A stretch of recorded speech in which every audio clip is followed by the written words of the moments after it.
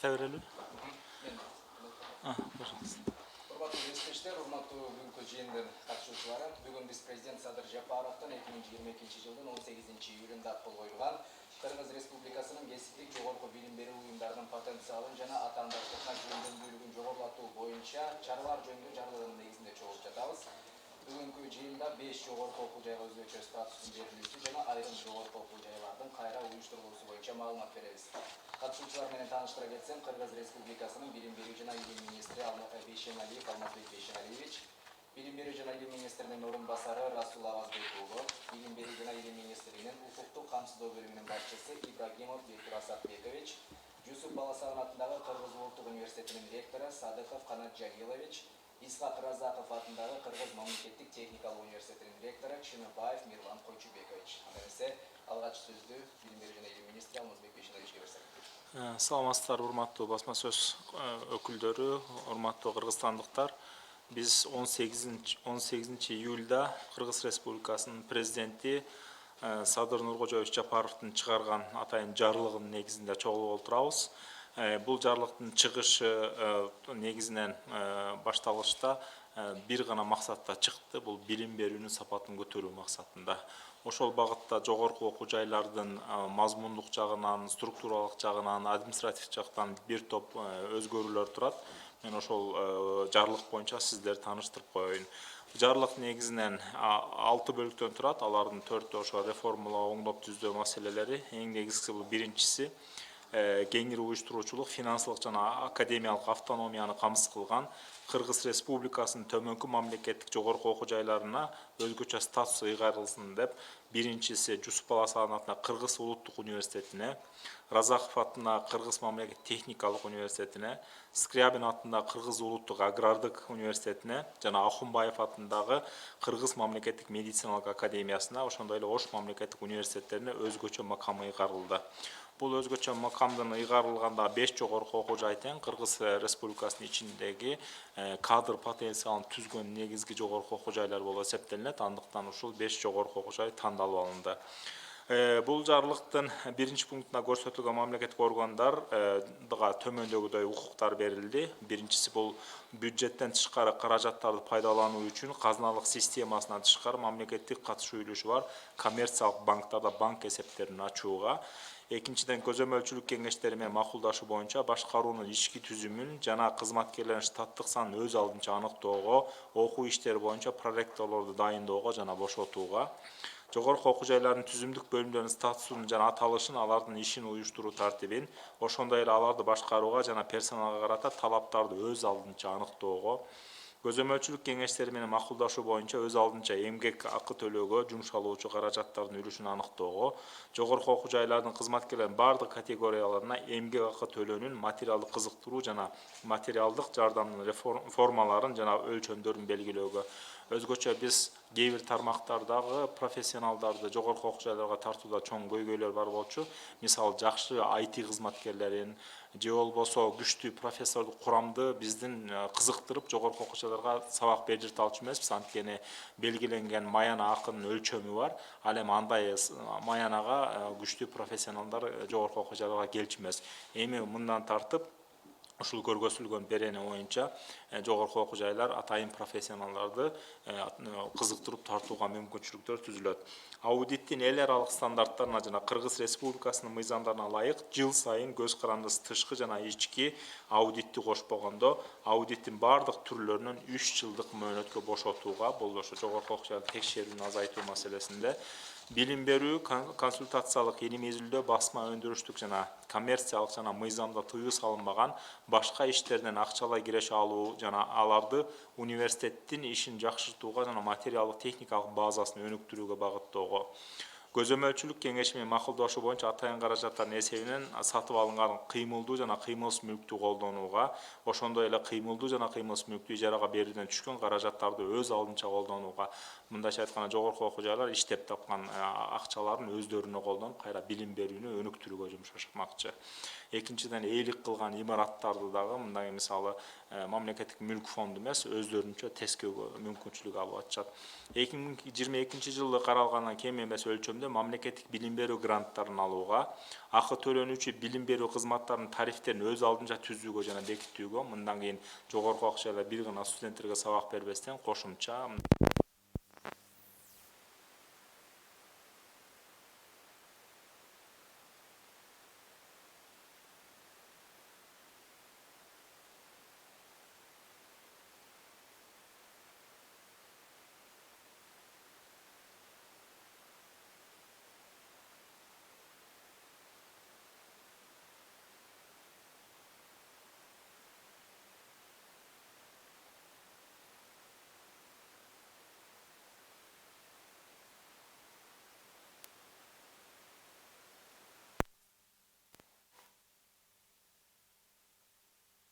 алынбай бекитилген.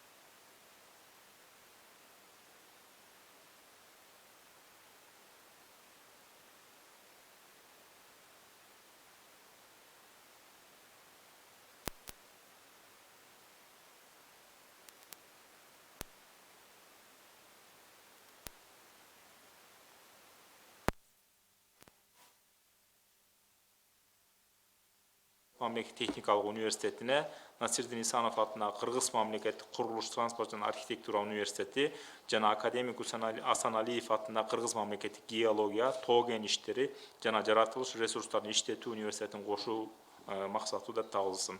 Демек, урматтуу жыйындын катышуучулары, мындан ары көрүп атасыздар, 7 жогорку окуу жай 5 жогорку окуу жайдын тутумуна кирип жатышат.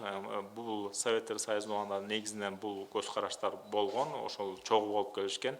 Кийин ушул эгемендүүлүктөн кийин булар бөлүнүп, башкача өзүнчө юридикалык жак катары иш алып барып келишкен. Бирок биз биринчиден интеллектуалдык потенциалды биргелештирүү, консолидациялоо жасоо боюнча, финансылык чыгымдарды үнөмдөө боюнча жана жалпы материалдык техникалык базасынын биргелешип иштетүү боюнча ушундай чечимге келип олтурабыз. Бул жердеги жогоруда белгилегендей эле максатыбыз бир гана билим берүүнүн сапатын көтөрүү.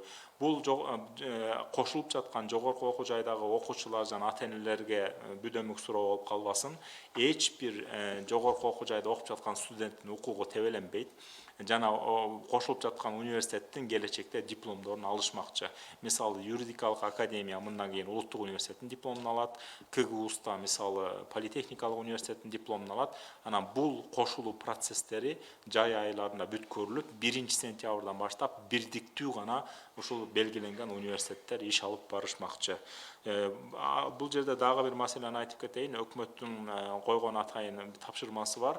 Ушу биздин жогорку окуу жайларды дүйнөлүк контингентте баягы конкуренттүүлүккө жарамдуу жана ошол эле учурда жогорку потенциал менен эмгек рыногуна жооп берген адистерди даярдоо боюнча, анан дүйнөлүк рейтингтерге кирүү боюнча да бир катар өзүбүздүн максаттарыбыз бар. Мына ушуларга ашырыш үчүн биз потенциалды бир тарапка жыйнап жатабыз. Жөнөкөй эле бир тил менен айтканда, мисалы КГУста жылда 20 илимий жогорку индекстеги макала жарыяласа, техникалык университет жылда 30ду жарыяласа, ал эми тоо кен өнөр жайы боюнча университет 10ду жарыяласа, көрүп атасыздар, жыйынтыгында бир 60тай макала жазылып атат.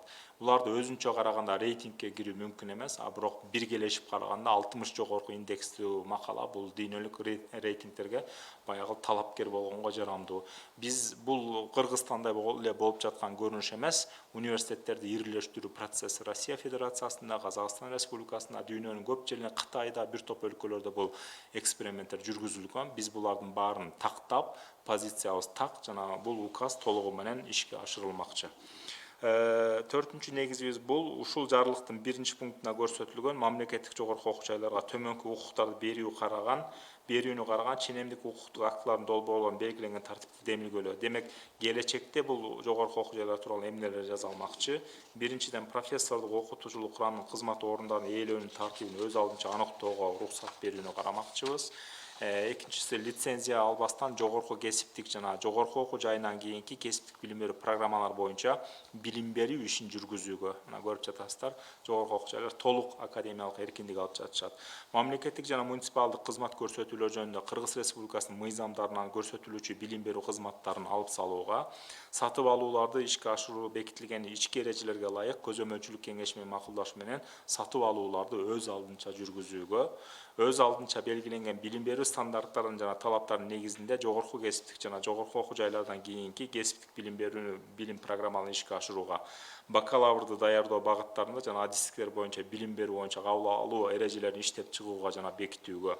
Ушул чечимдерди анан аткаруу бүгүнкү күнү министрлер кабинетине жүктөлдү. Ал эми ичиндеги ошол жобого ылайык талаптарды аткаруу жана ишке ашыруу бул Кыргыз Республикасынын билим берүү жана илим министрлигинде турат. Негизги максатты жана сиздерге жогоруда белгиледим.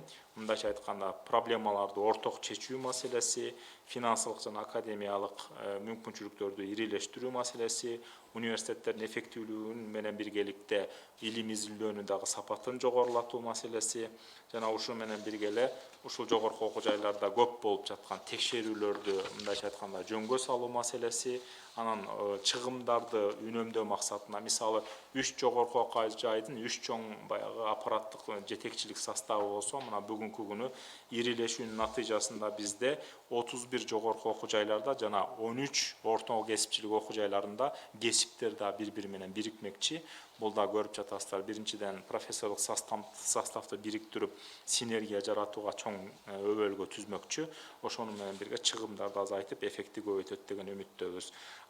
Андан сырткары бул иш-чаранын аткарылышы менен буюрса Кыргыз Республикасынын жогорку окуу жайларынын кай бирлерин келечек 5 жылдыкта дүйнө рейтингтеринде көрөбүз деген үмүттөбүз. Мына азыр ушул жогорку окуу жайларда Бишкекте жайгашкан Жусуп Баласан атынан университетинин ректору менен Разаков атынан техникалык университетинин ректору отурат, жана биздин министрликтин аппаратынан орун басарыбыз менен бөлүм жетекчиси отурат. Сиздерде кандай суроолор болсо, биз тийиштүү деңгээлде жооп берүүгө даярбыз. Чоң рахмат. Немесе ушул эле маалыматтын орусчасын айтып үчүн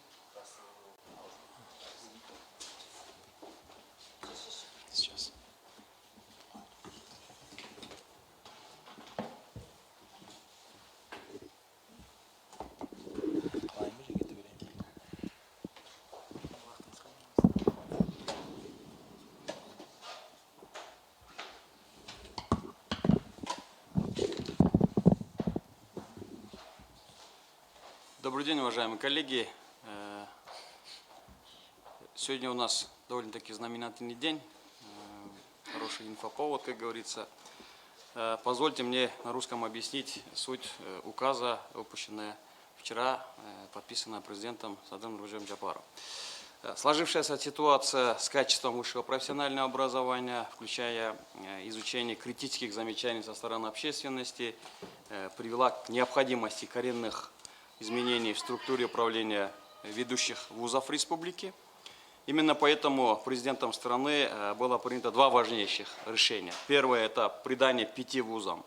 Это Кыргызский национальный университет имени Жусупа Баласагына, Кыргызский государственный технический университет имени Разакова, Кыргызский национальный аграрный университет имени Скрябина, Кыргызский государственная медицинская академия имени Ахунбаева и Ошский государственный университет. Им приданный указом особый статус. Выбор вузов обусловлен тем, что направления, по которым они готовят кадры, являются государственно образующими. Это подготовка учителей, то есть это приоритетные направления для нашего государства. Это подготовка учителей, это медицинские работники, аграрии, инженеры, программисты, производственники, включая такие направления, как производство питания, производство одежды. То есть это именно те направления, которые обеспечивают жизнедеятельность и конкурентоспособность нашего государства. И это вузы, которые получили самые высокие баллы в ежегодном рейтинге образовательных программ вузов Кыргызстана в соответствии с международными стандартами качества. Необходимо особо подчеркнуть, что впервые за историю независимости государством предоставляется подведомственным высшим учебным заведениям такие беспрецедентные свободы и права. Указанные вузы теперь свободны в вопросах использования внебюджетных средств, в вопросах определения своей структуры управления и штатной численности, в восстановлении форм и размеров оплаты труда и материального стимулирования. Кроме того, Алмаз Бишинач отметил, что они освобождаются от всех видов проверок сроком на 3 года, за исключением аудиторской. То есть здесь не надо думать, что эти вузы будут абсолютно свободны. Они будут проверены, скажем так, в рамках международных стандартов проверки внешним аудитором и будут созданы службы внутренних аудиторов. То есть они не будут абсолютно, скажем так, в этом плане свободны. Кроме этого, они свободны распоряжаться своим имуществом и устанавливать тарифы на платное обучение. Также они будут свободны в определении числа обучающихся. Это, естественно, большая ответственность, потому что предельный контингент студентов должен быть увеличен согласно имеющихся площадей. Здесь в этом плане большая ответственность ляжет на руководство, администрацию высших учебных заведений. Другой момент, здесь этим указом это еще и кластерное влияние. Именно в этих 5 пилотных вузах с особым статусом будут возрастать роли попечительских советов. Почему? Потому что, когда мы говорим, что они вправе распоряжаться своими средствами, это не говорит о том, что один ректор все будет решать. Это будет решение попечительского совета. Разрешение попечительского совета, в котором, естественно, будут консолидированы и собраны достаточно авторитетные люди из разных спектров и страт общества. То есть эти люди в любом случае будут контролировать, в каком направлении движется университет, к какому результату должны они прийти и так далее. Дальше, второе важнейшее решение президента – это проведение профильной реорганизации вузов путем объединения ресурсов по отрасли. Да? Это объединение Кыргызского экономического университета, Академии бизнеса и социального развития и Бишкекского финансово-экономического техникума имени Тохтоналиева с приданием ему статуса научно-исследовательского университета. Объединение Кыргызского национального университета имени Джусупа Баласагына и Кыргызского государственного юридического университета. Объединение Орского государственного университета и Орского государственного юридического института, объединение Кыргызского государственного технического университета имени Разакова, Кыргызского государственного университета строительства, транспорта и архитектуры имени Исанова и Кыргызского государственного университета геологии, горного дела и освоения природных ресурсов имени академика Саналиева. Консолидация ресурсов, оптимизация дублирующих структур и управленческого состава в этом случае позволит нам устранить дублирование по 31 направлению подготовки высшего профессионального образования. Это области компьютерных технологий, легкой промышленности, транспорта, электроэнергетики, экономики, менеджмента, юриспруденции и гуманитарных наук. И по 13 направлениям среднепрофессионального образования. Это, опять-таки, область транспорта, энергетики, экономики, менеджмента, права и гуманитарных наук. Кроме этого, это позволит нам сэкономить на административно-управленческом и техническом персонале, высвобождая средства на повышение заработной платы профессорам, преподавателям. Например, только при объединении технических вузов будет сэкономлено около 4 миллионов сомов в год из республиканского бюджета и 43 миллионов сомов в год из специальных средств. Это что касается сэкономленных средств. Еще один немаловажный момент – это долгое время работодатели высказывают свое недовольство тем, что система высшего образования недостаточно гибкая и недостаточно своевременно реагирует на рынок труда, не открывает своевременно нужные необходимые кадры. В этом плане указ президента содержит такие моменты, то, что они получают право осуществлять образовательную деятельность без получения лицензии, без бюрократических проволочек, и самостоятельно осуществлять закупки, самостоятельно устанавливать образовательные стандарты и утверждать правила приема. Мы считаем, что такие кардинальные изменения будут достаточным импульсом для повышения конкурентоспособности вузов Кыргызстана. И, наконец-то, мы будем основываться на качестве подготовки, а не массовости охвата. Да? Алмаз Бейшинович отметил такой момент, это будет ответственность, то есть свобода в обмен на ответственность. В течение 5 лет эти вузы с особым статусом должны попасть в топ-500 ведущих университетов вуза. К сожалению, на сегодняшний день таких вузов у нас, государственных, у нас нет. Еще один момент, это не наша задумка и не наше ноу-хау. Министр отметил, что такие процессы происходят повсеместно. Один из самых ближайших наших соседей – создание федеральных университетов в России, Российская Федерация, опять-таки по профилям и по региональным особенностям. Например, в Екатеринбурге создан Уральский федеральный университет на базе 2 ведущих университетов региона. В Казахстане тоже происходит реорганизация, сокращение вузов. Европа переходила через этот процесс. Вот Китай, например, 70-е, 80-е, до 2000-х годов 159 вузов были объединены, из них получили 74 вуза. То есть этот процесс повсеместно происходит. Самая главная цель – это поднять качество высшего образования, это консолидировать ресурсы, прежде всего это интеллектуальные ресурсы. Математики говорят, что 2 × 2 – 4, а экономисты говорят, что 2 × 2 может быть даже 5. Поэтому это очень хорошо объяснил Алмаз Бейшинович на примере цитирования, да, ученых. Спасибо большое. Если будут вопросы, мы готовы ответить. Да, если можно, вопрос. Первый вопрос. Объясните, пожалуйста, вчера была официально начата приемная кампания. Вполне гипотетически, что кто-то подал свои талоны, предположим, в КГУ-СТА, да, раз речь идет про технический университет, да, то есть уже люди подали талоны, уже начат набор, сотрудники, скажем так, того же самого КГУ-СТА ни сном, ни духом не ведали, и что сейчас с теми, кто подался, и с теми, кто преподавал, да, то есть что будет с этими людьми, с преподавателями, и просчитывали ли вы, сейчас вы сказали, что будет проведено сокращение педагогических кадров, вы сказали про административных работников, не педагогических работников. Тут нужно этот момент четко обозначить. Вы просчитывали в деньгах, сколько, мы это педагогов, сколько, потому что, условно опять, возьмем политех и КГУ-СТА, да, то есть у политеха есть своя кафедра компьютерных технологий, и у КГУ-СТА есть своя кафедра компьютерных технологий, предположим, да, и при объединении понятно, что должна остаться одна кафедра, и часть преподавателей, будут вынуждены уйти, у них не будет часов. Спасибо. Вы объясните, может быть, мы просто не понимаем. Спасибо большое. Мы отрабатывали эти сценарии. В первую очередь, у нас онлайн обучение, онлайн прием начался, я с вами согласен. Мы сейчас параллельно начали разъяснение ситуации, работу со студентами, с потенциальными абитуриентами, с родителями, это в первую очередь.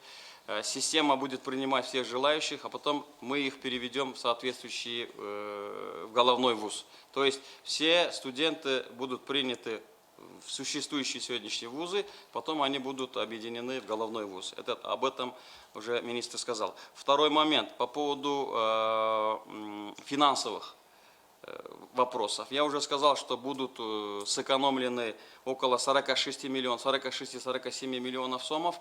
И хочу особо подчеркнуть, сокращения профессорского преподавательского состава не будет. Мы говорим только об административно-управленческой структуре. То есть, если был ректор, были проректора, теперь их не будет. Но это не говорит о том, что мы будем освобождать профессоров и преподавателей. Слияние кафедр будет, потому что мы хотим исключить дублирование. Но мы поставили перед ректорами такую задачу, чтобы ни один преподаватель не остался на улице. Это самая главная задача. Вот сегодня сами ректора тоже об этом наверняка скажет. Спасибо. Спасибо. И вопрос... Телеканал «Мир», Аида.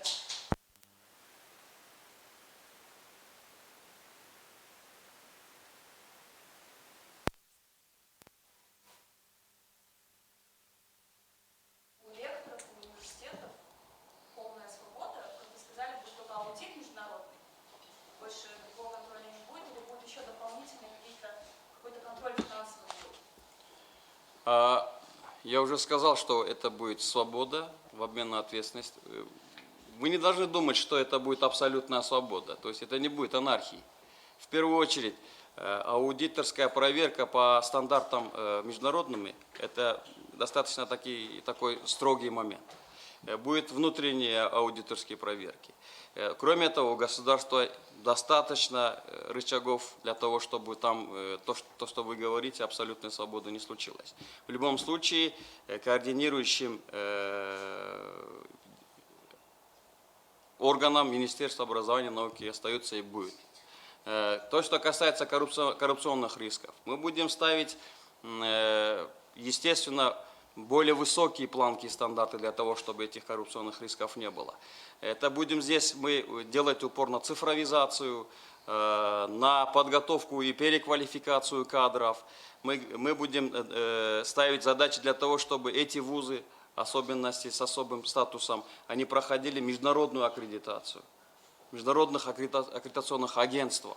Это все будет способствовать тому, чтобы качество выросло, и вот те риски, о которых вы обозначили, их стало меньше. Спасибо. Тогда... Еще один вопрос. Вот сіздер айтып кеттіңдер башында контрактты, тарифті әрбір вуз өзі бағалайды. Ал жерде ошол бағалаған вуз азыркы кезден социалды Кыргызстандын жашоочуларына дал келеби? Биринчи суроо. Экинчи суроо. Эгерде кайталанып турган кафедраларды бириктире турган болсо, дал ошол кафедрага, ошол тармакка тапшыра турган абитуриенттердин санын кантип кыскартасыңар, же болбосо кандай болот? Ал жерде да ченелүү орундар болот да. Экинчиден ошол эле вуздар бириккенден кийин ар бир вуздун өзүнүн ошол бюджеттик контракттык бөлүмдөрү бар эмеспи? Ал жагы кандай каралат? Бюджеттик орундар көбөйөбү же тескерисинче бардыгы контракттык деңгээлде өтүп кетеби? Быйылкы жылга мамлекет 6000 жалпы жонунан Кыргыз Республикасында 6000 гранттык орундарды бөлүп берди. Анын ичинде ушул бүгүнкү учурда реорганизация болуп жаткан вуздарда ар бир бюджеттик гранттык орундар сакталат. Андан ар бириники өзүнүкү сакталат, аларды биз консолидация кылабыз деп айтып атабыз. Экинчиден эч кандай абитуриенттердин кыскартуусу болбойт. Анткени биз айтып атпайбыз, ал жерде бүгүнкү учурдагы статус сакталат, статус баягы чектелген студенттердин саны боюнча. Анын баарын сактап калабыз. Ошондуктан бул жерде камтама болуштун кажети жок. Башка маселе бул жерде туура айтасыз, ушул уюшулуп, кайрадан уюшулуп жаткан вуздардын жооп жетекчилигине аябагандай чоң жоопкерчилик жүктөлүп атат. Анткени мына ушуну колдон келишинче жакшы түшүндүрүү жолу менен андан ары уюштуруп алып кетүү маселеси. Албетте билим берүү жана илим министрлиги бул процесстин үстүнөн туруп, тыкыр көз карап, алар бул процесстин башкалар үчүн оруксунбай турган негизде өтүп кетишин камсыз кылууга биз толук кандуу киришебиз жана муну ишке ашырабыз. Ата-энелерге Алмаз Бейшенович айтты, ата-энелер менен катуу иштешибиз керек. Биз окуу жайлар түшүндүрүшүбүз керек. Буга чейин мен орус тилинде да айттым. Бүгүн онлайн кабыл алуу башталып жүрүп атат экинчи күн. Студенттер эч кандай удургуп бир паникага алдырбашы керек. Алар тапшырып атышат. Биз ушул статус менен онлайн приемду бүтүрөбүз. Андан соң аларды ошол тиешелүү багыттарга, окуу программаларына которуу муктаж болгон учурда которуп ордуларына туруп коебуз. Андан сырткары, мына биз быйыл бир өзгөчөлүктү айтып коюшубуз керек. Быйыл 5 турдан турат окуу жайларга кабыл алуу. Бул деген абитуриенттер мындайга кеңири убактысы болот алардын августка чейин. Андан сырткары биз бир жылда 2 жолу кабыл алуу процессинде киргиздик. Эгерде быйыл 31 август 1 сентябрга чейин үлгүрбөгөн абитуриент, андан сырткары 20 декабрдан 15 февралга чейин дагы кабыл алуу процессине катыша алат. Эгерде бизде артып калган, ашып калган гранттык орундар болобу же болбосо келишимдик орундар болобу. Бул экинчиси, үчүнчүсү дагы бир маанилүү маселени айттыңыз. Алар өздөрүн эркин сезип алып, баягындай социалдык жактан корголбогон студенттердин келишимдик бааларын көтөрүп салбайлыбы деп. Биринчиден, монополияга каршы күрөшүү боюнча биздин атайын мамлекеттик органыбыз бар. Ал андайга жол бербейт биринчиден.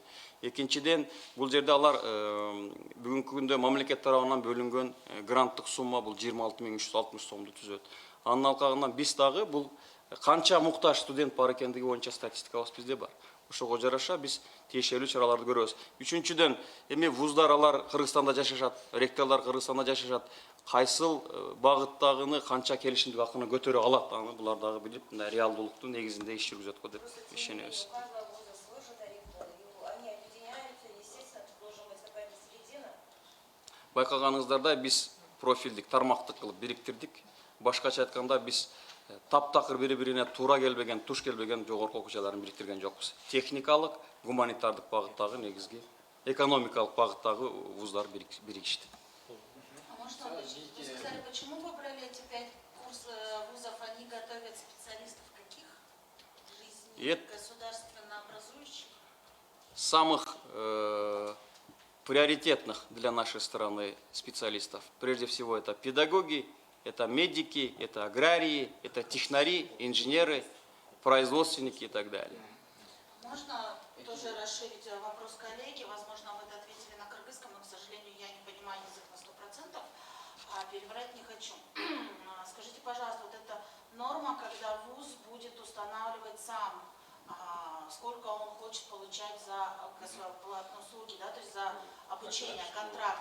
То есть он вообще, ну как-то же в любом случае это должно антимонополии регулироваться, либо он будет согласовывать, ну потому что, там, ну условно говоря, моя альма-матер, национальный университет, возможно, там захочет завтра вместо 6 тысяч, которые сегодня, 20 установить. Как раз Спасибо на этот вопрос. Ректор, практик, пожалуйста. Да. Ректор Кыргызского национального университета имени Джусупа Баласагана Садыков Санат Джалилович ответит. На этот вопрос, с учетом этого вопроса, я понял. Сразу продолжение, будет ли эта стоимость устанавливаться на весь срок обучения, как вот сейчас, то есть ты поступаешь с оплатой в 10 тысяч, и все 5 лет ты с этой оплатой учишься. Спасибо, если можно. Конкретно на ваш вопрос хочу сказать, что стоимость оплаты всегда учитывается средняя по рынку.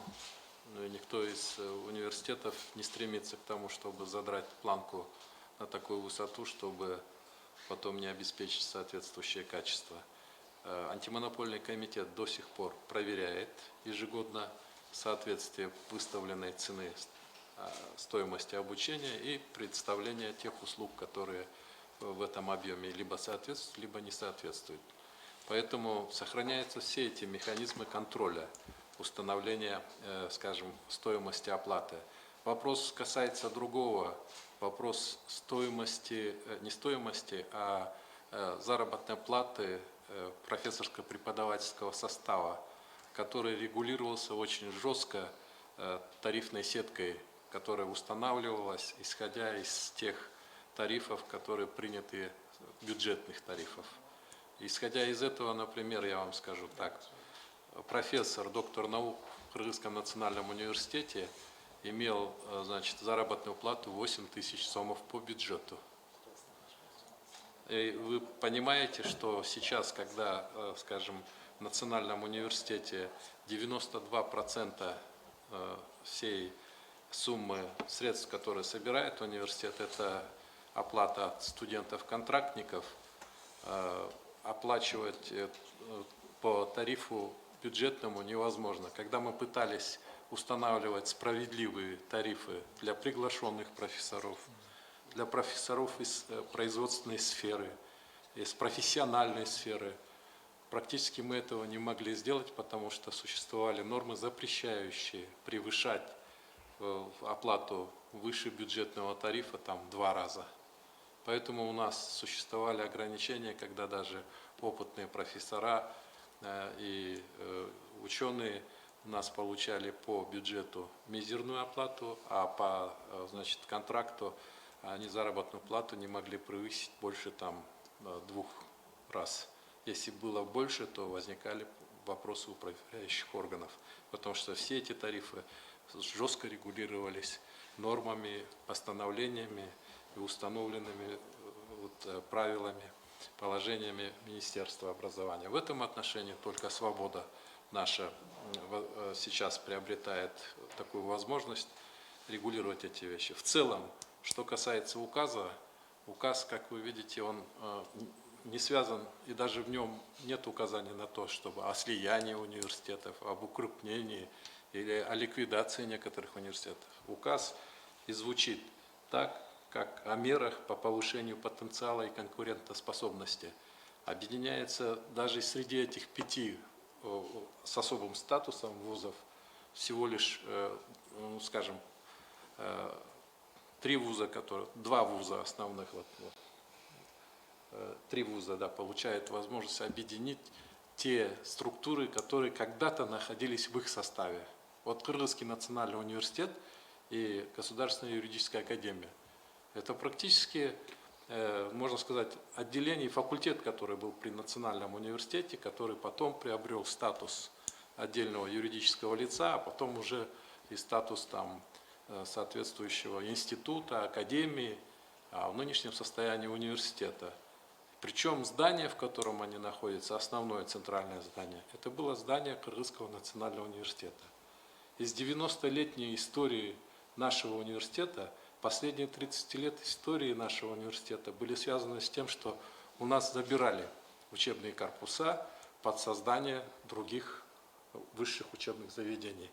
При этом часть нашего преподавательского состава уходила в эти структуры вместе с помещением, со структурой. А при создании, скажем, международных вот таких вот университетов, таких как МАНАС, Кыргыз-Тюрк университет или Кыргызско-Российский университет, практически 30% нашего преподавательского состава, технических, естественно, научных дисциплин ушли в эти 2 основных университета из-за того, что у них была зарплата основана на совместном бюджете кыргызско-российский за счет плюс российского бюджета, турецкий полностью за счет бюджета Турецкой Республики. Мы теряли все время и кадры, и здания, и помещения. В этом указе впервые Национальному университету присоединяется его бывшая структура вместе с помещением, которое находилось в составе Национального университета. При этом мы понимаем, что заработная плата, часы, та нагрузка, которая выполнялась этими сотрудниками, нашими коллегами, она полностью сохранится. В течение этого учебного года никаких изменений ни в составе преподавательском, ни в структуре пока не предполагается, потому что передача имущества, общее финансовое управление предполагает достаточно длительный процесс вхождения вот в нашу большую структуру университета, не только вхождение, можно сказать, возвращение. Поэтому мы очень от Национального университета, от нашего коллектива можем сказать большую благодарность и Министерству образования, и президенту нашей республики за этот указ, который действительно направлен на то, чтобы повысить потенциал Национального университета. Юридические кадры сейчас очень сильные, и они раздроблены на 2, 3, 4 компонента. В каждом из крупных университетов есть юридический факультет. Но сердцем этого всего, или родителем всех этих кадров в свое время был Национальный университет, и сейчас это начинает возвращаться обратно к нам с этим потенциалом. И задача не в том, чтобы мы стали повышать заработную плату только преподавательском составе, а задача в том, чтобы качество преподавания стало таким, чтобы студенты и общество, которое нуждается действительно в квалифицированных кадрах, было удовлетворено этими изменениями. Ушаны эле айтып берейин, анда биздин улуттук университеттеги азыркы болуп аткан өзгөрүүлөр негизи жалпысынан айтсак, биз 30 жылдын ичинде дайыма улуттук университет бир кандай бир жоготууга учурап турган немеде акыбалда болчубуз. Мына акыркы эле ушул акыркы бияктагы президентибиздин тиешелүү указы чыкканда биз биринчиден өзүбүздүн структурабыздан бөлүнүп чыгып өзгөчө статуска ээ болгон чоң имаратыбыз менен чогуу бөлүнүп жашап жаткан университет кайра биздин өзүбүзгө кайтып атканына биз абдан чоң сүйүнүчтөбүз. Анан мына жерде иштеп жаткан биздин өзүбүздүн кесиптештерибизди иштеп жаткан сааттык көлөмү менен чогуу өздөрүнүн структуралары менен чогуу кайра биздин улуттук университетке киргизип алынганга жана сактап калганга, жалпы өнүгүүгө түрткү бергенге ушул кабыл алынган указдын негизинде өнүгүү мүмкүнчүлүктөрүбүз көбөйүп атканына абдан мындай бир жакшы маанай менен кабыл алып атабыз жана ишенимдебиз. Бул биринчиден жоопкерчилик. Мына окуу жылыбыз баштала электе, азыр кабыл алуунун үстүндө баарыбыз аракет жасап жатабыз. Кудай бурса бул процесс өтө созулбайт. Эки калган айдын ичинде аягына чыгат деген ишенимдебиз. Анан ошонун негизинде тандаган жанакы абитуриенттер негизи утууда болуш керек. 4 жылдан кийин булар бүтүрүүчү катары чыкканда улуттук университеттин дипломдуу болуп калышы мындай бул факт, гарантия беребиз. Андан тышкары ошол эле мугалимдер, анан биздин мугалимдер бириккенде сапат жогорулайт. Кудай бурса алардын өздөрүнүн жанакыдай жетишкендиктери дагы өсөт деген ойдобуз. Сөзсүз эми мындай биригүүлөр болгондо татаалдык маселелери болушу мүмкүн, бирок биз аны 2 айдын ичинде мындай толук мындай бир туура багытка мындай бир мүмкүнчүлүк берүүгө даярбыз.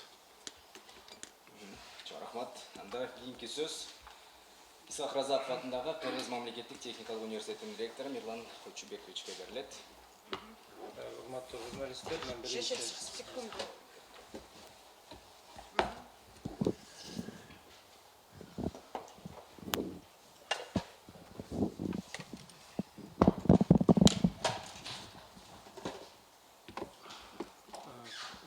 уважаемые журналисты, слышно, да?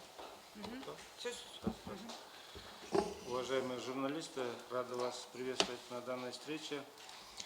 Я хочу сказать о том, что наше высшее образование является частью глобального рынка высшего образования. Сейчас очень большая конкуренция между вузами, между странами за иностранных студентов.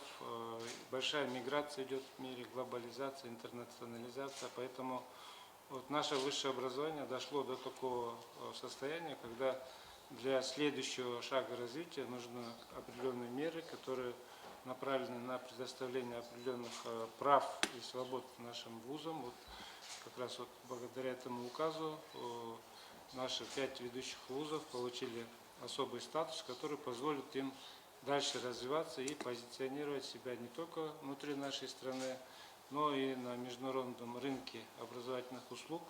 Вот, на сегодня в Кыргызстане, как вы знаете, более 200 тысяч иностранных студентов учатся. Это тоже прямые инвестиции в нашу экономику. Кроме этих средств, иностранные студенты, они тратят на проживание, питание, транспортные расходы и определенное вливание в экономику наша система высшего образования оказывает. Поэтому мы должны смотреть шире и дать нашим университетам возможность привлекать еще больше ресурсов извне. Это и международные гранты, проекты, привлечение иностранных преподавателей. Это будет позиционировать нашу страну не только как аграрную страну и так далее, и туристическую, но и страну, в которой можно получить хорошее высшее образование и получить хорошую специальность. Вот в этом ракурсе в последнее время перед нами, перед 5 университетами ставится задача доведения качества образования до международных стандартов. И буквально на прошлой неделе мы учредили консорциум совместно с американской IT-школой. И 7 наших университетов будут реализовать совместную программу по подготовке программистов, которые тренерами будут ведущие программисты больших IT-компаний мира. Это из-за чего мы сделали? Потому что наша система образования она настолько была зажата различными рамками, нормами, положениями, когда происходит разрыв между потребностью IT-компаний и университетами. Наше образование, поэтому IT-образование уступает на сегодняшний день мировым стандартам. Поэтому мы должны идти на нестандартные меры и вести прямой диалог с работодателями для того, чтобы обеспечить квалифицированными штатами наши предприятия. Мы, технический университет, тесно работает со многими предприятиями. Мы готовим кадры и для легкой промышленности, пищевой промышленности, и все требуют с нас квалифицированных кадров. Поэтому наша задача привести в соответствие наше образование, сократить дублирование, укрепить материальную базу, укрепить фундаментальную подготовку, актуализировать содержание образовательных программ и оказывать качественные услуги нашим населениям и нашим потребителям. Кроме этого, сейчас Министерство образования ставит задачу перед вузами создания такой экосистемы развития инноваций. В чем различие западной экономики и нашей экономики? В западных странах очень сильно развита система, когда стимулируются студенческие идеи, когда студент, имея идею в какой-то отрасли, имеет возможность ее довести до прототипов, до продуктов и внедрять на рынок, стимулируется это различными фондами, компаниями и так далее. И поэтому всегда происходит инновационная продукция. Например, компания Apple. Ежегодно они скупают все эти идеи со всего мира и выпускают каждый год новый телефон. Это дает экономический эффект. Поэтому мы тоже не должны отставать от мирового сообщества. И сейчас постепенно мы будем внедрять экосистему развития стартапов, инноваций на уровне университета. Каждый студент будет иметь возможность реализовать свою идею, если это действительно востребовано. Он получит финансирование и получит возможность реализоваться как предпринимателя, инноватора и бизнесмена. Вкратце о тех перспективах, которые стоят перед нашим университетом. Спасибо. Тогда у коллеги был вопрос, да? Потом пойдем. Сизде бар беле сурок. Элиза Алаков 24 айда кетсеңиз, сиздер ошол жалпы 5 жылдык билимди бергенден кийин кайра студенттер менен кайсыл жакта өзүнүн кесиби боюнча иштеп атат мониторинг жүргүзөсүздөр. Сиздердин жогорку окуу жайда канча пайыз кайра өз кесиби менен иштеп кетет? Анткени буга чейин министрлер кабинети регионду кыдырганда Жалал Абад чүй вуздардын бардыгында жогоруда проректор айтып өткөн кесиптин ээлери жетишсиз бизге таап бергиле деп заставлять этат. А сиздерде кандай негизде ошол факультетке студенттер кайсыл критерийлердин негизинде тандалып алынат? Бүткөндөн кийин алар толук ошол жумуш менен камсыз болобу? Ошол багыт боюнча биз дайыма иштерди алып барабыз. Биздин ишканалар менен биз кесиптик кеңештерди түзгөнбүз ар бир багыт боюнча. Ал жерде биздин бизнесмендер, биздин министрликтин өкүлдөрү кирет. Анан алар ошол маселени талкуулайт. Бул жанагындай биздин университетти бүткөндөн кийин ал кайсы жерде иштейт, кайсы багыттар азыр бүгүнкү керек, анан кайсы багыттарды ачыш керек, ошондой маселелер ошондой кеңеште талкуулайбыз. Анан жалпы биздин университетте 88% болот ошол биздин бүтүрүүчүлөр өзүнүн кесиби менен иштеп кеткен. Анан алардын арасында эмнеге 88, андан тышкары балдар магистратурага тапшырат, же үйлөнүп кетишет, же армияга кетишет, ошондой себептен ошо баары толук аккредитациянын талаптарын беребиз дагы ошол жумушка ошол ал ошондой дагы талап бар, аккредитация өтүп атканда дагы ошол моментти карайт. Анан бизде азыр андан ары дагы баратабыз. Биз азыр жанагындай дуальная формада окуп, корпоративная форма обучения. Ошол практиканы көбүрөөк көбөйтөлүп атабыз. Мисалы теорияны азайтып, практиканы көбөйтүп, анан студенттер окуп атканда эле практиканын убагында ошол ишканага кирип, ал жерден маянасын алат, минималдык маянасын алат. Андан кийин ошол иштеп дагы, үйрөнүп дагы, ошол мисалы кышында теориясын окуйт, жайында сезон башталганда практика жагынан ушундай. Бирок бул ар бир кесипке жараша графиги түзүлөт. Быйыл мисалы логистикадан биз баштадык. Логистикадан көп компаниялар иштеп атат. Ошо 30 компания өзүнүн макулдугун беришти. Биринчи жылдан кийин алар ошо практикага алып, студенттерди акчасын төлөп, ошондой формада биз иштеп ишти баштап атабыз. Бул жерден кандай плюстар бар? Бул окууну бүткөндө эле ошол бала уже интеграциядан өтөт да. Ошол ишканага уже иштеп, коллективди таанып, анан жумуш ордунда даяр болот да. Ошондой формаларды биз көбүрөөк киргизели деп атабыз. Быйыл Экинчи суроо мына сиздерде азыр КГУста Тоокен Жоморож полиция кошулганда Кыргызстанга эң керектүү кадрларды даярдоочу негизги билим борбору болгондасыздар да. Анан ошол эле учурда азыр мамлекет башчысынын дагы негизги талаптары отот. Бир эле студентке бир нече багытта кесипти үйрөтүү боюнча 2-3 кесипти кошуп салып, кыска убакыт аралыгында татыктуу кадрды даярдап чыгуу боюнча. Ошол багытта быйыл сиздерде кандайдыр бир жаңы факультетпи же заман талабына жараша өзгөртүлгөн программа барбы? бул жылдан жылга биз жаңы багыттарды киргизебиз. Мисалы биомедикалык инженерия деген сабактар киргизебиз. Бул техника менен медицина кесилишиндеги багыт. Жанагындай медициналык информатика дегенди киргизебиз. Бул IT технология менен медицина менен кесилишкен багыт.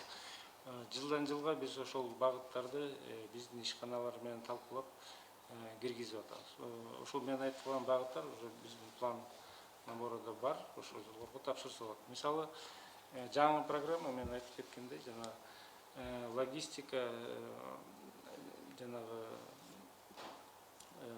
тамак аш индустриядагы логистика деп атабыз да. Бизде мурда технология эле бар болчу, тамак аш индустрия технологиясы. Азыр логистика деген кошуп атабыз.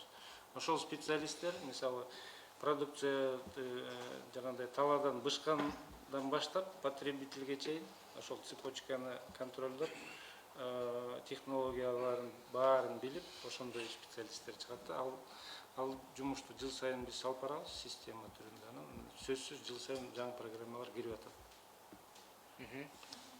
Азаттыктан Ханым Гүлекеева кетишин сурайм, бирок түзөтүүдө угуп келаттым сиздерден пресс-конференцияны. Бул жабырдын аркасы менен университеттерге аябай чоң мүмкүнчүлүк, өз алдынчалык, көз карандысыздык келип атпайбы, сиздерге чоң мүмкүнчүлүк түзүлүп атат. Анан ушул убакка чейин колуңуздар жетпей аткан, жасайт элек деп, бирок мыйзам жол бербей жаткан эмне пландарды ишке ашырып баштайсыздар? Bunu hazırlı okutmuşlar. Buradan şirketler жаңы бағыттарды даярдоочу боюнча программаларды иштеп чыгуш үчүн биз сөз түрүндө анын баарын өзүбүздүн жанакы министрликтин алдында жана жогорку окуу жайлардын астындагы окуу методикалык бирикмелерден стандартка туура келтиртип, ал стандарттардан тияка сол жака же оң жака жылалбай тиешелүү жанакыдай адистиктерди даярдап аткан учурда стандартка сөз түрүндө кирчү жанакыдай сабактарды камтып, ошонун баары туура болдубу деп текшерүүдөн өтүп, уруксат алып, анан ушул лицензиялык талаптарга толук жооп берет, анан ошондон кийин гана киргизилет деп отурганда, жаңы адистикти даярдап бүткүчө 2,5–3 жылга чейин кеткен мөөнөттөр да болуп калат. Азыркы учурда болсо ошол стандартты даярдаш үчүн биз түздөн-түз жумуш берүүчү менен Улуттук университеттин астындагы методикалык бирикмелер иштешип туруп, жанакыдай керектүү адиске керектүү жанакы окуу немелерди, предметтерди киргизип, аны тез арада жайылтып, ишке ашырып, жана неме жумуш берүүчүгө ошонун талабына кыска мөөнөттө жооп бергендей мүмкүнчүлүктөр пайда болуп жатат да. Академиялык эркиндик ушул үчүн керек. Анан жана ушул указда атайын бизге ушундай чоң ири университеттерге ошол мүмкүнчүлүк берилип жатат. Андан тышкары мен айткандай дагы жана каражат жагынан өзгөчөлүктөрдү мына өздөрү чече алат, ал каражатты канча түрдө жанакы мугалимдерди кабыл алат, анан кайсы айлык коет деген маселелерди биз жанакы бекитилген мурдакы бирдиктүү тарифтин негизинде эмес, өзүбүздүн жанакыдай азыр IT технологияларга мисалы жакшы адисти алыш үчүн ага сөз түрүндө мындай бир жакшы айлык маянаны коюшубуз керек. Анан ал окуучу катары да, то есть окутуучу катары, лектор катары да иштеп жатса, ага биз башкача тариф коюп туруп анан бекитип бербесек, биз артта калып неме болуп калып атабыз да. Университеттер арасындагы атаандаштыктагы болуп атпайбы, анан конкреттүү пландар бар. Мына биз баштадык, азыр бул адис келет бизге, же болбосо кайталанган факультеттер кыскарат, кайсылар кыскарат деген планыңыздар барбы? Сөз түрүндө бул өзүнүн эле жанакы мына азыр кабыл алуу башталып атат да, көрүп атасыздар. Биз 2 жылдын же 3 жылдын ичинде негизи динамиканы сөз көрүп жатабыз. 2-3 жылдын ичинде баягы мурда абдан популярдуу болуп кеткен экономикалык жана юриспруденция багыты азыр өзүнүн нормасына келип, биз жанакы койгон пландарыбызда момчаны кабыл алабыз деген студенттерибизди, мисалы юристтерден 1-чи курска 150-сін кабыл алабыз десек, биздин университетке азыр ошол мурда конкурс болуп, бир орунга 3-4 жанакыдай каалоочулар келип аткан маселелер уже асайып, биз койгон план менен негизделип эле ошондой неметип атат да, тез арада өсүп аткан адистиктердин ичинде IT технологиялар болуп жатат. Чет тилдерди үйрөнүү, өзгөчө ушул күнчыгыш тараптагы өнүгүп аткан өлкөлөрдүн тилдери, Жапон, Корея тилдери, Кытай тилдери абдан актуалдуу болуп, ошол маселелерди биз байкап жатабыз.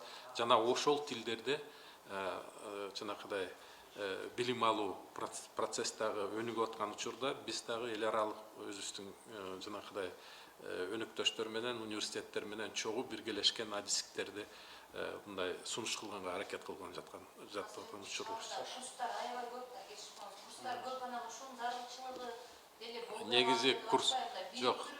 Кеп анда эмес. Бул мисалы кыскаруусу же болбосо жанакыдай мындай бир убактылуу жанакыдай нары бери жылышка реакция бербейбиз бизчи. Биз 2-3 жылдын ичиндеги процессти анализдеп туруп, анан өзүбүздүн пландарыбызды түзөбүз. Биз уже канча жылдан бери бул рынокто жүрөбүз. Биздин 92% студентибиз контракт түрүндө окушат. Кайсы адистикке келишет, эмне үчүн барышат. Мына мисалы бюджеттеги окуп жаткан акыркы учурдагы орундарга конкурс кайсы жака болуп атат деп сурасаңар, башталгыч класстардын мугалимдери жана жанакы методист болуп бала бакчаларда иштеген тарбиячылардын жанакыдай абдан муктаж болуп азыр немеси ошол жака конкурс болуп атканын да биз байкап жатабыз. Ошон үчүн биз эгерде бул нерселерге азыр мына кыска мөөнөттө жооп бербесек, же болбосо чечимдерди кабыл алуу алдыга жылыш үчүн өзүбүздүн эркиндигибиз менен пайдаланып өнүкпөсөк, анда бизде ушул жанакы сапат начарлай берет. Ошон үчүн ушул указ бизге абдан керек болчу. Бул указдын негизинде биздин абитуриенттер дагы, ата-энелер дагы өздөрүнүн балдарына кыска мөөнөттө ошондой бир реакция бере турган мүмкүнчүлүктөрдү түзөт да. Кандай сиздин сурооңузга кошумчалап койсом, казакта өзгөчө статус алган жогорку окуу жайлар эң ириде бул академиялык эркиндик, финансылык эркиндик, анан административдик эркиндик алат деп айтып атасыз. Айтпадыңыз, жакшы суроо койдуңуз. Кайсы жерден силер чектелип турчуңар депчи. Мисалы финансылык жактан алганда бүгүн бирдиктүү казыналык эсепте акчасын кармашат. Өздөрү тапкан акчаны дагы ыкчам жүргүзүү мүмкүнчүлүгүнөн чектелип турушат. Биз айтып атабыз, бул указга жараша алар каалаган банкта, коммерциялык банктарда, анын ичинде өздөрүнүн эсептерин ачууга мүмкүнчүлүк алат. Оперативдүү жана ыкчам түрдө өздөрүнүн каражаттарын бир нерсени баса белгилеп айтып койгум келет. Камкорчулар кеңешинин макулдугу менен ошолорду ынандырган учурда каражаттарды өз алдынча жумшоо мүмкүнчүлүгүнө ээ болушат. Буга чейин ал мындай орусча айтканда усечённый вариантында болгон да. Оперативдүүлүк дагы, каражаттарды өз алдынча жумшоо дагы. Экинчиси жакшы суроо болду. Мына бүгүнкү эмгек рыногунун талаптарына ыкчам түрдө реакция берүү маселесинде.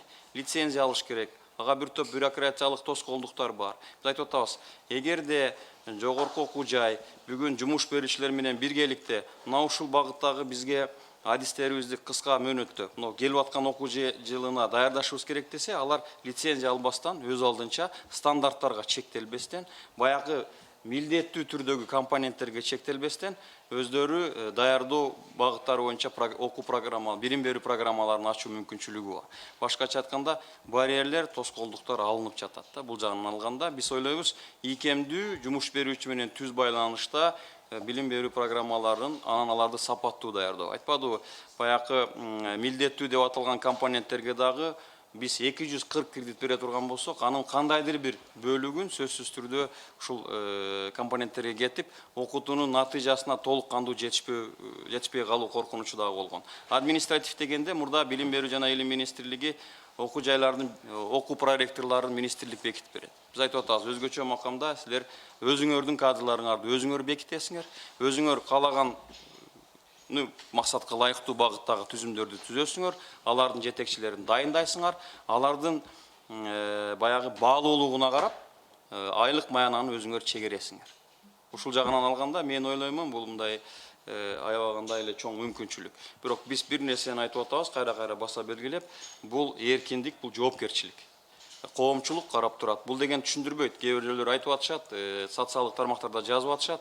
Булар монстр болуп кетет экен, булар абсолюттук эркин болуп кетишет экен депчи. Жок. Бул жерде көзөмөлчүлөр кеңешин биз бекемдейбиз. Ошол институт бекемделиш керек. Ал формалдуу мүнөздөгү институттан чындап иштей турган мүнөздөгү институтка айланышы керек. Мунун башкача айтканда кластердик таасири дагы аябагандай чоң. Расуловда дагы бир суроо, ушул өзгөчө макам берилген университеттерде эмнеге Арабаев университети жок, эң эски мугалимдерди даярдаган деген суроону да коюп атышат. Жакшы суроо. Биз мында биз айттык, негизги багыттардагы мамлекеттин бүгүнкү күндөгү жашоосун камсыздаган адистерди даярдаган окуу жайлар деп айттык. Алардын ичинде ошо улуттук университет, биздин 90 жылдык тарыхы бар, флагманыбыз деп айтып атабыз. Демен бүгүн азыр Канат Чалиш дагы айтты, улуттук университет бир аз кыйналып калды деп, биз ошол макамды калыбына келтиришибиз керек. Анын ичинде улуттук университетте дагы педагогикалык багыттагы кадрлар даярдалат. Ош мамлекеттик университети акыркы жылдардагы жетишкен ийгиликтерине байланыштуу бул тизмеге кирди. Медиктерди айтып атабыз, медициналык академиясы аркылуу каалайбызбы айыл чарба багытындагы өлкө болгондуктан агрардык университетти киргиздик. Техникалык университет техникалык багытка болгон муктаждык эң негизги багыттар. Анан бул биринчиси. Экинчиси, министр дагы баса белгилеп өткөндө жыйында айтты, бул 5 университет бул кандайдыр бир өсүү чекиттери катарында.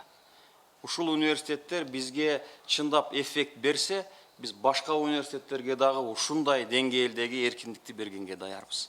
Башкача айтканда биз 5 университеттен баштайлы.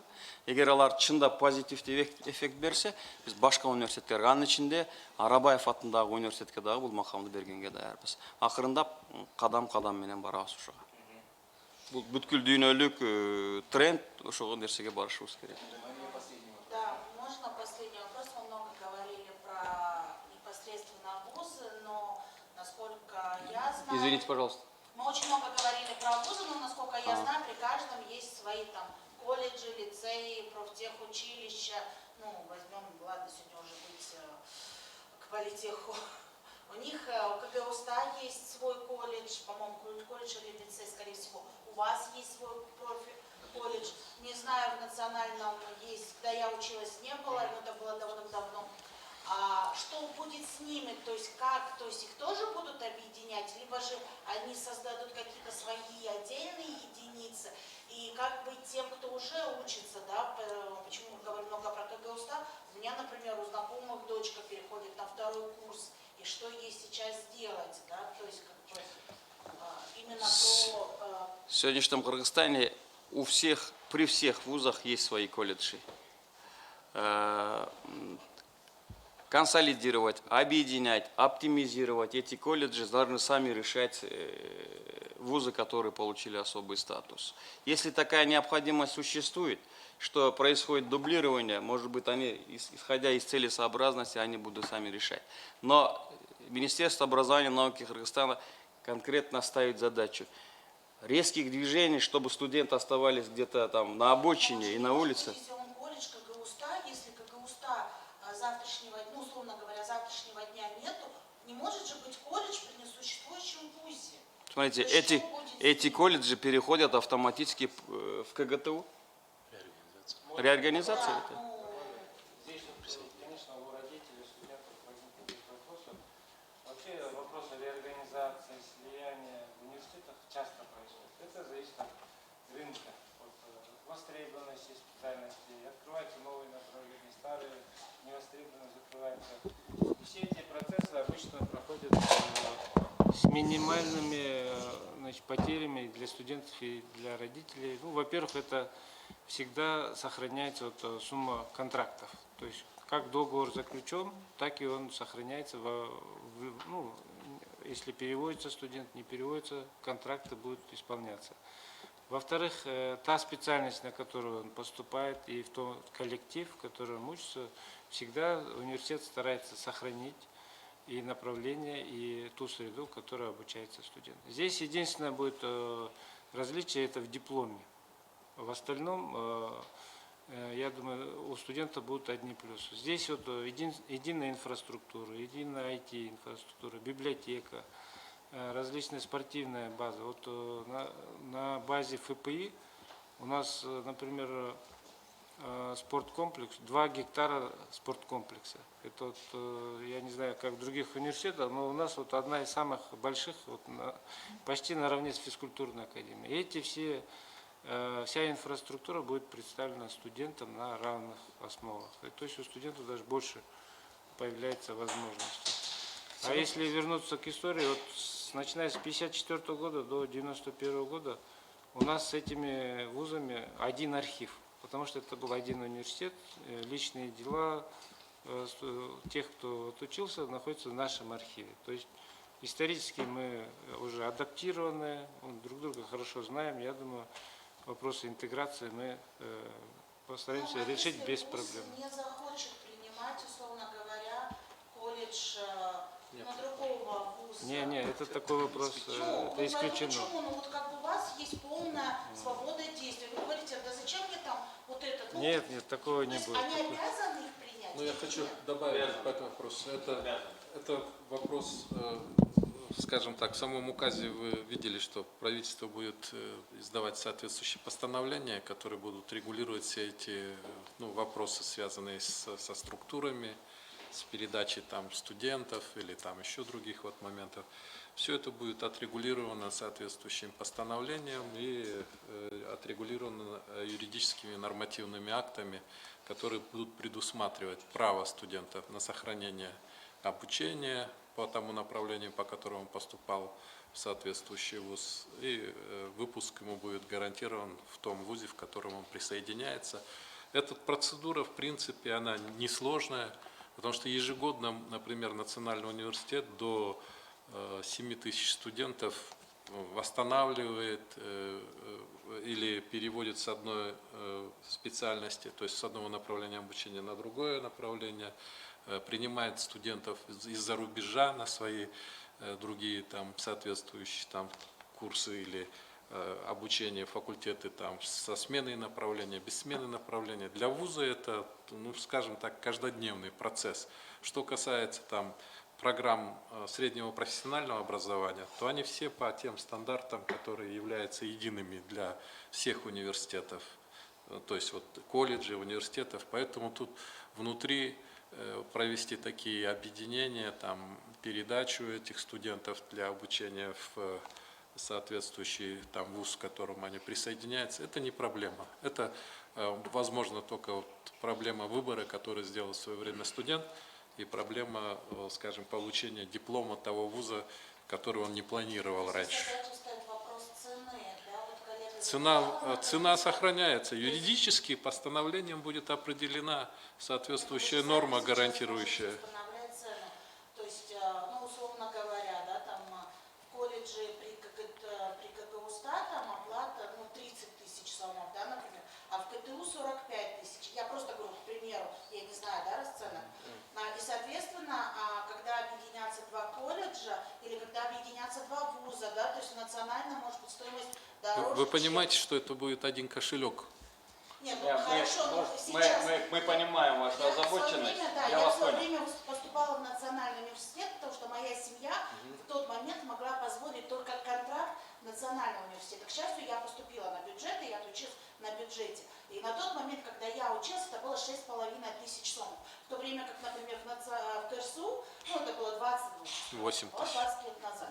А в КРСУ это было, например, в 2-3 раза дороже. И, условно говоря, сейчас в вузах разные расценки, да, на одном и том же факультете, в КТУ и, например, в КГУ-СТА. И когда студенты приходят, я выбираю, потому что я могу потянуть, да, 15 тысяч контрактов, но я не могу потянуть 20 тысяч политеховские или 30 Понятно. тысяч политеховские. Я вас услышал, я вас Это понял. будет И говорю, контрактные предусмотрено. обязательства будут сохранены.